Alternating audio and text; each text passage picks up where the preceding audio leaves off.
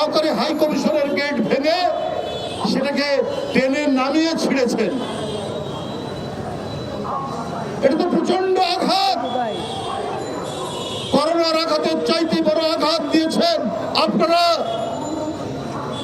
ভারতের সাম্প্রদায়িক শাসক গোষ্ঠী।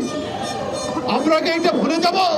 আপনাদের যদি অশুভ ইচ্ছা থাকে আমরাও তাহলে বলবো আমাদের যে নবাবের এলাকা বাংলা, বিহার, উড়িষ্যা, আমরা সেইটা দাবি করব। যদি আপনারা এই রকম ভাবে একের